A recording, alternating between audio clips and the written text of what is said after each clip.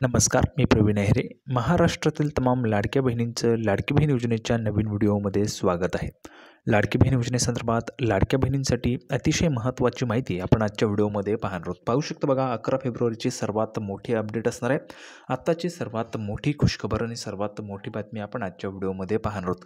बघा, ₹2100 तुम्हाला वाटप होणार आहे. त्याची सर्वात मोठी खुशखबर आपण आजच्या व्हिडिओमध्ये पाहणार आहोत. त्यामुळे सर्व महिलांनी हा व्हिडिओ शेवटपर्यंत पाहायचा आहे. अतिशय महत्त्वाची माहिती तुम्हाला पाहायला मिळणार आहे. तर बघा, घोषणा ह्या ठिकाणी होणार आहे ₹2100 संदर्भात. सर्वांना आता ₹12,000 ह्या ठिकाणी मिळणार आहेत. सर्व महिलांना ₹12,000 मिळतील. कशा पद्धतीने मिळतील ते पण मी तुम्हाला या व्हिडिओमध्ये सांगणार आहे. ₹12,000 ज्या महिलांना पाहिजेत त्यांनी पटापट हा व्हिडिओ जो आहे तो शेवटपर्यंत पाहायचा आहे आणि सर्वांनी लगेच व्हिडिओला लाईक करून टाका. सर्व माता भगिनींना माझी विनंती आहे, कृपया करून सर्वांनी व्हिडिओला लाईक करा. चॅनलला पण सर्वांनी सबस्क्राईब करून घ्या. लाडकी बहीण योजनेच्या छोट्या बारीक अपडेटसुद्धा सर्वात अगोदर आपल्या चॅनलवर तुम्हाला पाहायला मिळतात. त्यामुळे सर्वांनी व्हिडिओ लाईक करा आणि चॅनलला पण सर्वांनी सबस्क्राईब करून घ्या. त्यासोबतच हा व्हिडिओ जास्तीत जास्त शेअर करा, म्हणजे जेणेकरून जास्तीत जास्त महिलांपर्यंत हा व्हिडिओ पोहोचणार आहे. तर बघा, 11 फेब्रुवारीची सर्वात मोठी अपडेट आणि सर्वात अगोदर आपल्या चॅनलवर कुठेही तुम्ही चेक करू शकता, तुम्हाला ही अपडेट कुठेही पाहायला मिळणार नाही. सर्वात अगोदर आपल्या चॅनलवर तुम्हाला अशा पद्धतीचे जे अपडेट आहेत त्या सर्वात अगोदर पाहायला मिळतात. त्यामुळे सर्वांना विनंती करत असतो, सर्वांनी व्हिडिओला लाईक करा आणि चॅनलला पण सर्वांनी सबस्क्राईब करा, म्हणजे जेणेकरून जास्तीत जास्त महिलांपर्यंत व्हिडिओ पोहोचेल. त्यासोबतच तुमच्या मैत्रिणी असतील त्यांना पण शेअर करून टाका. जास्तीत जास्त महिलांपर्यंत आपला चॅनल त्या ठिकाणी पोहोचला पाहिजे. संपूर्ण खरी माहिती. तर बघा, ₹2100 वाटपाच्या संदर्भाची काय महत्त्वाची माहिती, काय घोषणा होणार आहे ते पण आपण या ठिकाणी पाहणार आहोत. तर थोडाही वेळ वाया न घालवता लगेच व्हिडिओला सुरुवात करूया आणि संपूर्ण माहिती पाहूया. तर बघा, संपूर्ण माहिती पाहण्यासाठी आपण ह्या ठिकाणी आहोत. पाहू शकता बघा, लाडकी बहीण योजना बजेट सेशन अपडेट. तर बघा, लाडक्या बहिणींना बजेट संदर्भाचे अपडेट आहे. बजेट जे अर्थसंकल्प सादर होत असतो, तर त्या अर्थसंकल्पाच्या संदर्भाचे अपडेट आहे. आता तुम्हाला समजलं असेल यामध्ये तुम्हाला काय पाहायला मिळणार आहे. तर बघा, गेल्या अर्थसंकल्पात मागच्या वेळेस जो अर्थसंकल्प सादर करण्यात आला होता, अंतरिम अर्थसंकल्प, माननीय उपमुख्यमंत्री अजितदादा पवार यांनी जो अर्थसंकल्प सादर केला होता, तर त्या अर्थसंकल्पामध्ये लाडकी बहीण योजनेचा समावेश करण्यात आला होता. मागच्या वेळेस लाडकी बहीण योजना सुरू केली होती मागच्या अर्थसंकल्पामध्ये. या योजनेअंतर्गत महिलांना प्रत्येक महिन्याला ₹1500 देण्याचं सरकारने ठरवलं आणि त्यानुसार ते जाहीर केलं होतं. लाडकी बहीण योजना सुरू झाली. जुलैपासून अर्ज भरायला सुरुवात झाली. मी तुम्हाला जुलैपासूनचे अपडेट सर्व देत आहे. मागचं काही सांगण्यात अर्थ नाही आहे, पण पुढची काय अपडेट आहे ते आपण ह्या ठिकाणी पाहणार आहोत. बघा, ₹1500 तुम्हाला आत्तापर्यंत मिळत होते. आता यामध्ये बघा ₹600ची वाढ होणार आहे. ₹600ची वाढ होणार असल्याची माहिती खात्रीशीर सूत्रांनी दिलेली आहे. खात्रीशीर सूत्रांनी दिलेली माहिती आहे. ₹600 वाढून कोणकोणत्या महिलांना रक्कम वाढ पाहिजे त्यांनी पटापट कमेंट बॉक्समध्ये सांगा. रक्कम वाढ होणार आहे, ₹600ची रक्कम तुमची वाढणार आहे.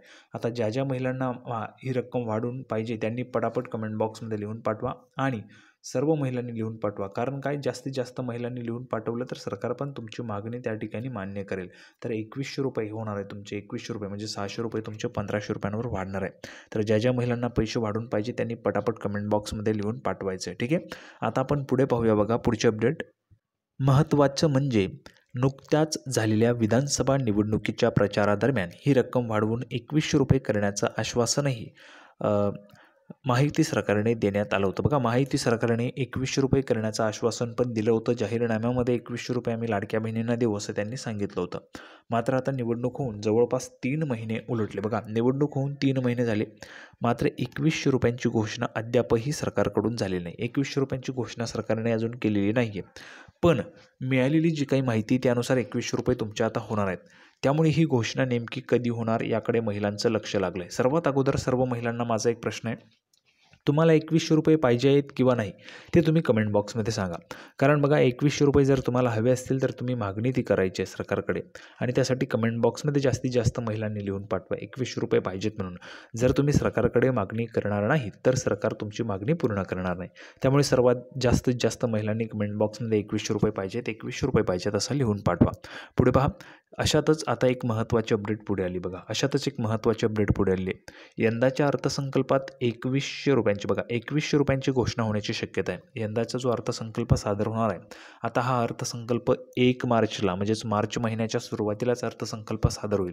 हा महिना संपला, ह्या महिन्याचा हप्ता तुमच्या खात्यात जमा झाला की लगेच 1 मार्चला अर्थसंकल्प सादर होईल.